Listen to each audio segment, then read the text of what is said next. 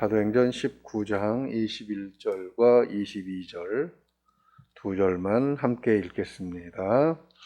이 일이 있은 후에 바울이 마게도냐와 아가야를 거쳐 예루살렘에 가기로 작정하여 이르되 내가 거기 갔다가 후에 로마도 보아야 하리라 하고 자기를 돕는 사람 중에 디모데와 에라스도 두 사람을 마게도냐로 보내고 자기는 아시아에 얼마 동안 더 있으니라. 아멘.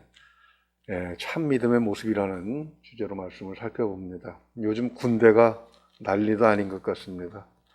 여군 하사관이 상관에게 성희롱을 당했는데 해결해달라고 상관에게 이야기하고 또 군 경찰에 고소를 해도 당한 사람만 더 고통스럽게 했기 때문에 스스로 목숨을 끊는 것으로 그 고통을 해소하려고 한 것이죠.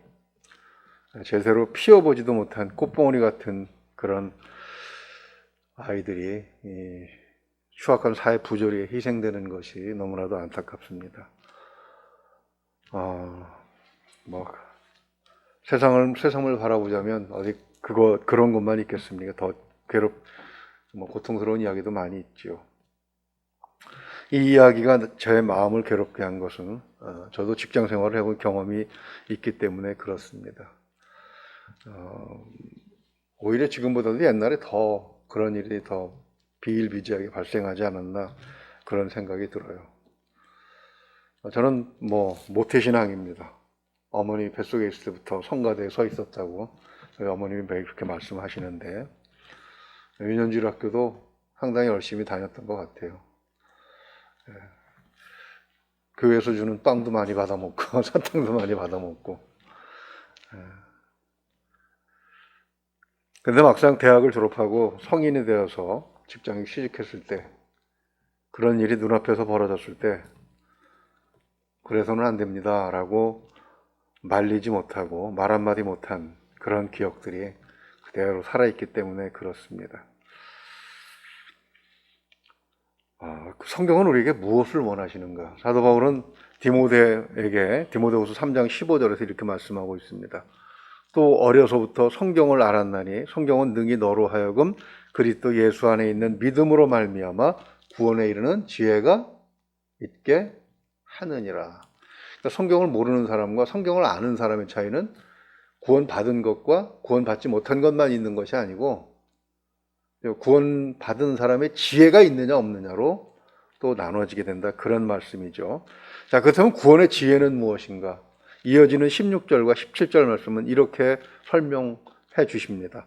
모든 성경은 하나님의 감동으로 된 것으로 교훈과 책망과 바르게 함과 의로 교육하기에 유익하니 이는 하나님의 사람으로 온전하게 하며 모든 선한 일을 행할 능력을 갖추게 하려 함이라. 이것이 우리가 어린아이들에게 길을 쓰고 성경을 가르치려고 하는 그런 이유고, 길을 쓰고 예수님의 형상을 그들 마음속에 새겨 놓으려고 하는 그런 목적인 것이죠. 그렇게 아이들을 잘 키워서 세상에 내보내야 그래도 어두운 세상이 조금이라도 밝아지지 않겠습니까? 또 그런 일을 하는 분들의 가치가 그렇게 고상하고 높은 이유가 바로 거기에 있는 것이죠. 구원의 지혜는 결국 선한 일을 할 수 있게 하는 능력으로 나타나게 된다는 것입니다.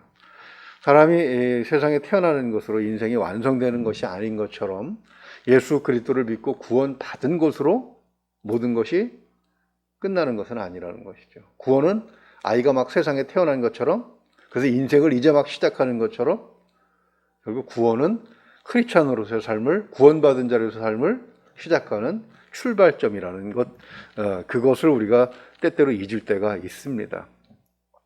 공중 권세 잡은 자들이 어둡게 만들어 오는 세상에서 작은 빛이라도 밝힐 수 있는 사명을 가지고 살아가는 것, 그것이 구원받은 자의 지혜, 어떻게 살 것인가, 그것이 바로 지혜의 문제죠. 근데 저도 디모데처럼 어려서부터 성경을 알았는데 왜 나는 선한 일을 하는 순간에 오히려 세상의 관습과 관행에 순응하고 거기에 눈 감은 것인가? 세상은 그렇지라고 변명까지 한 것 같아요. 내가 암송하고 내가 배운 성경은 디모데가 배웠던 성경하고 다른 것인가? 오늘 본문은 2절에 불과한 짧은 내용이지만 이 질문에 대한 해답을 분명히 제시하고 있습니다. 사도 바울은 두란노 서원에서 2년간 가르쳤습니다. 얼마나 열심히 가르쳤는지 20장 31절만 한번 넘어가서 보겠습니다. 그러므로 여러분이 일깨어 내가 3년이나 밤낮 쉬지 않고 눈물로 각 사람을 훈계하던 것을 기억하라. 제자들과 시간을 보내고 그 다음에 회당에서 3개월을 가르쳤습니다. 그리고 두란노 서원을 세워서 2년간 가르친 것 포함하면 3년이 되는데 그는 로마로 가기를 원했습니다. 오늘 본문 21절 하반절 말씀이죠. 로마서 1장 13절에도 구체적으로 기록되어 있는데 형제들아 내가 여러 번 너희에게 가고자 한 것을 너희가 모르기를 원하지 아니하노니 이는 너희 중에 다른 이방인 중에서와 같이 열매를 맺게 하려 함이로되 지금까지 길이 막혔도다 이렇게 말씀하고 있죠. 사도는 로마서 1장 13절 말씀처럼 원래는 로마로 가려고 했습니다. 그런데 다른 일 때문에 로마로 가지 못하고 오늘 본문 21절 상반절 말씀처럼 마케도냐와 아가야를 거쳐서 예루살렘으로 목표를 바꾸게 되었던 것입니다. 마케도냐를 지나서 빌립보 교회, 그 다음에 어디입니까? 고린도 교회 다 두루 다녀서 예루살렘으로 가고자 한 것이죠. 사도는 로마로 가는 여정을 포기하고 대신에 이때 바로 로마서를 기록해서 보내게 됩니다. 왜 계획을 변경했는가? 로마서 15장 25절과 26절에 그 이유가 나타나 있어요. 이렇게 되어 있습니다. 그러나 이제는 내가 성도를 섬기는 일로 예루살렘에 가노니. 그러니까 로마를 지나서 서바나, 스페인까지를 전도의 목적지로 삼고 계속 가려고 하는데 어떤 일이 생긴 것입니다. 그게 뭐냐면 성도를 섬기는 일이 어디서 발생했다? 예루살렘에서 발생했어요. 로마서 15장 26절을 보게 되면 이는 마게도냐와 아가야 사람들이 예루살렘 성도 중에 가난한 자들을 위하여 기쁘게 얼마를 연보하였음이라. New Living Translation이라는 영어 성경을 보게 되면 바울이 성령께서 강권하셔서 막는 것을 느껴서 노선을 바꾸었다, 자기 계획을 바꾸었다 이렇게 번역을 하고 있습니다. 즉 성령께서 복음을 전하러 로마를 거쳐서 서번하러 가는 그 계획보다 지금 바울이 어디를 가야 됩니까? 마케도냐와 아가야를 거쳐서 예루살렘으로 가는 게 더 급하다고 말씀하셨다는 것이죠. 그것이 왜 그렇게 된 것인가? 즉 하나님 나라 확장을 위해서 복음을 전하러 새로운 지역으로 빨리 가는 것도 중요하지만 그것보다 먼저 해결해야 될 문제가 예루살렘에서 발생을 한 것입니다. 그것이 바로 바울의 발목을 잡아버린 것인데 로마서 15장 23절을 보게 되면 바로 그의 계획을 그렇게 계획하지 못한 자기의 계획을 포기하는 것을 굉장히 안타깝게 여기는 것을 볼 수가 있습니다. 로마에는 바울이 가서 직접 교회를 세우지는 않았지만 이미 자생적인 교회가 세워져 있습니다. 로마는 제국의 수도이고 모든 문화와 경제 중심지이기 때문에 각지에서 사람들이 이제 흘러 들어가는 곳입니다. 소아시아와 마케도니아 지역에서 복음을 영접한 성도들이 여러 가지 일로 로마에 가서 교회를 세우게 된 것이지요. 바울은 이 소식을 일찍이 알게 되었습니다. 로마의 교회 성도들 또한 바울에게 로마로 방문해 줄 것을 간곡하게 부탁을 하기도 했습니다. 그 부탁을 당장 들어주지 못할 그런 상황이 예루살렘의 성도들에게 발생했습니다. 그 심각한 게 무엇입니까? 바로 궁핍이었어요. 예루살렘 교회는 원래가 가난한 교회입니다. 생업을 가지고 있는 사람들보다 그 생의 마지막을 성전 있는 예루살렘에서 보내려고 모든 것을 정리하고 들어온 사람들, 원래 그 은퇴한 사람들이죠.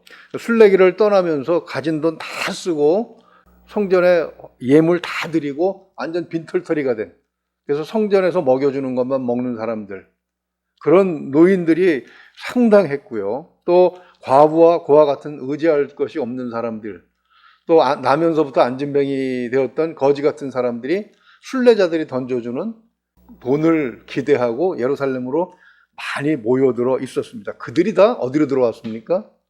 교회로 들어왔던 것입니다. 그런데 이런 예루살렘에 엎친 데 덮친 격으로 기근이 발생한 거예요.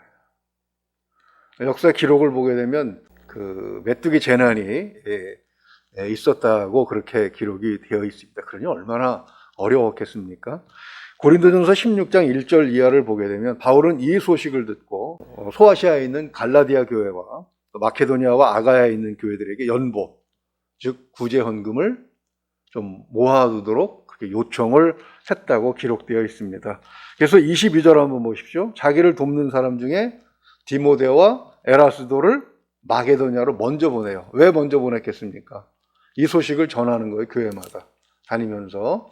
그리고 이제 그 디모데와 에라스도가 흩어져서 각 교회마다 다니면서 예루살렘에 지금 이런 일이 벌어졌으니 헌금을, 구제 헌금을 좀 해주십시오. 이렇게 전하고 다니고 바울이 이제 뒤에 가면서 그것을 다 걷어서 그죠? 예루살렘으로 들어가는 이런 계획을 세웠던 것을 볼 수가 있습니다. 바울은 에베소를 떠나기 전에 로마서만 기록한 것이 아니라 고린도 전서도 기록을 했습니다. 고린도 전서 16장 10절을 보게 되면 이 편지를 디모데에게 가지고 가게 했다. 그렇게 기록을 한 것이 있죠. 이 말씀을 정리해보면 우리는 이렇게 한마디로 한 문장으로 끝낼 수 있습니다. 내 이웃을 내 몸과 같이 사랑하라.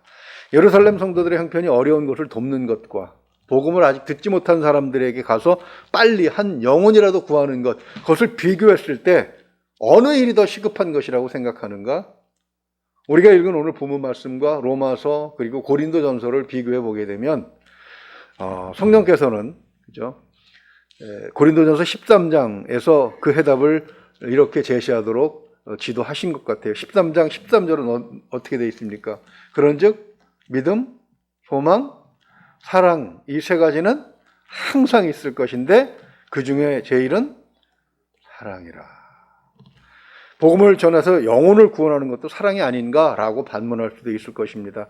물론 그렇지만 영혼에 대한 사랑이 없이 그 복음을 전할 수 없지요. 또 목회도 할 수 없지요. 그러나 야고보서 2장 14절을 보게 되면 내 형제들아 만일 사람이 믿음이 있노라 하고 행함이 없으면 무슨 유익이 있으리요? 그 믿음이 능히 자기를 구원하겠느냐라고까지 이렇게 이야기하고 있습니다. 이어지는 말씀을 보게 되면 만일 형제나 자매가 헐벗고 일용할 양식이 없는데 너희 중에 누구든지 그에게 이르되 평안히 가라 덥게 하라 배부르게 하라 하며 그 몸에 쓸 것을 주지 아니하면 무슨 유익이 있으리요? 이와 같이 행함이 없는 믿음은 그 자체가 죽은 것이라. 이 야고보서도 바로 이때쯤에서 쓰여진 것 같아요. 예루살렘 교회의 담임 목사로서 성도들이 거의 궁핍하게 정말 굶어 죽어가는 그런 어려운 상황 속에서 이제 좀 부한 교회들에게 이런 이야기를 하고 있었던 것이죠. 얼마나 힘들었는지를 이 말씀을 읽을 때 우리는 느낄 수가 있습니다. 사도는 로마서 15장 27절에서 연보를 모아 예루살렘으로 보내는 교회들의 자세에 대해서 이렇게 말씀하고 있습니다. 너희가 기뻐서 하였거니와 또한 저희는 그들에게 빚진 자니 만일 이방인들이 그들의 영적인 것을 나누어 가졌으면 육적인 것으로 그들을 섬기는 것이 마땅하니라 이렇게 표현을 하고 있죠. 성경을 바르게 배웠다면 이와 같이 선한 일을 할 능력을 갖추게 된다는 것이 디모데후서 3장 17절의 말씀입니다. 사도 바울은 오늘 본문 22절 말씀처럼 각 교회에 소식을 전하고 그리고 그들에게 말씀을 깨닫는 것도 중요하지만 실천하는 것도 중요하다는 사실을 다시 한번 전하고 있는 것이죠. 말씀을 정리합니다. 예수 믿고 구원받은 감격, 기쁨을 누리고 사는 것, 그건 당연하고 또 필요합니다. 그러나 구원받은 자로 사는 선한 삶을 사는 것도 갖춰야 할 그런 능력 중에 하나가 되는 것이죠. 왜냐하면 그것이 바로 하나님께서 우리를 구원하신 그런 목적이 되는 것이기 때문입니다. 사실 그 신문지상에 오르내리는 그 큰 죄를 범한 사람들의 이야기를 보게 되면 참 교회 다니는 사람들, 교회에서 직분을 갖고 있는 사람들이 상당히 많은 것을 보면서 안타까운 마음을 금할 수가 없습니다. 말씀을 많이 하는 것도 중요하지만 말씀에 순종하면서 사는 것도 굉장히 중요합니다. 소아시아와 마케도니아, 아가야의 교회들은 예루살렘 교회를 돕지 않은 바울의 요청에 순종으로 그리고 기쁨으로 화답을 했습니다. 형제를 돕는 그 일이 얼마나 감사하고 기쁜 일이기에 사도는 자기의 계획을 과감하게 변경을 했겠습니까? 말씀의 능력으로 선한 일을 할 기회가 왔을 때 당당하게 나설 수 있는 그런 교회로 이 코로나19 이후에 그런 교회들이 좀 변화되었으면 좋겠습니다. 많은 교회들이 어려움 가운데 있는데 코로나19로 인해서 아예 목사님들이 그 목회를 하지 못하고 생업 전선으로 뛰어드신 분들 이야기가 너무 가슴이 아픕니다. 교회들이 커지고 그리고 교회가 엄청난 재산들을 가지고 있게 되었는데 전혀 힘을 쓰지 못하는 그런 모습을 보면서 너무나도 안타깝고 속상합니다. 초기의 교회들은 그렇게 출발하지 않았고 복음을 전하는 일보다 오히려 그 전한 복음을 실천하는 일로 이렇게 계획을 변경할 수도 있었던 그런 사실들을 기억하면서 하나님이 정말 우리에게 원하시는 것이 무엇인가, 그리고 무엇을 통해서 우리에게 복을 주실 것인가, 그런 것도 한번 좀 고민할 수 있는 그런 교회들이 되었으면 좋겠습니다. 말씀은 우리에게 구원의 지혜를 주시는 그런 능력이 있음을 생각하면서 말씀을 기쁘게 순종할 수 있는 우리가 될 수 있기를 다시 한번 주님의 이름으로 축원을 드립니다. 기도하겠습니다. 하나님 아버지의 말씀을 통해서 우리가 때때로 놓치고 가는 일이 무엇인가 하는 것을 다시 한번 생각하게 하시니 감사합니다. 한 영혼이라도 더 구원하는 것, 그것이 정말 중요한 일이긴 하지만 구원받은 자로 필요할 때에 하나님의 일에 앞장서서 하는 것, 그것도 또한 하나님께서 원하시는 일임을 말씀을 통해서 다시 한번 확인하게 하시니 감사합니다. 사도 바울은 자기가 가진 계획을 과감하게 수정할 만큼 그렇게 하나님의 말씀에 순종하고 구원받은 자의 지혜를 발휘하고 있습니다. 하나님, 우리도 그와 같이 우리에게 주신 능력, 우리에게 있는 작은 것이라도 하나님께서 기뻐하시는 일에 사용할 수 있기를 소망합니다. 하나님, 우리가 나서야 할 때에 나서야 하는 당연한 일에 몸살이지 않게 하시고 뒤로 빠지지 않게 하시고 복음 전도를 핑계로 외면하지 않는 그런 지혜가 있기를 소망합니다. 코로나19로 모든 교회가 어렵고 힘이 듭니다. 특별히 작고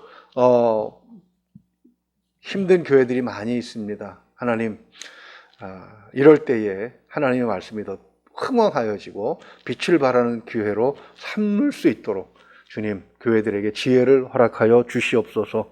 구원받은 자들에게 구원의 지혜를 허락하여 주시옵소서. 하나님, 우리 가족들 건강 주시고 형통 주시고 축복 주심 감사합니다. 건강함으로 이런 일에 앞장설 수 있는 귀한 가정이 될 수 있도록 하나님 더욱더 크신 축복으로 함께하여 주시옵소서. 감사하고 우리 주 예수 그리스도 이름으로 기도하옵나이다. 아멘.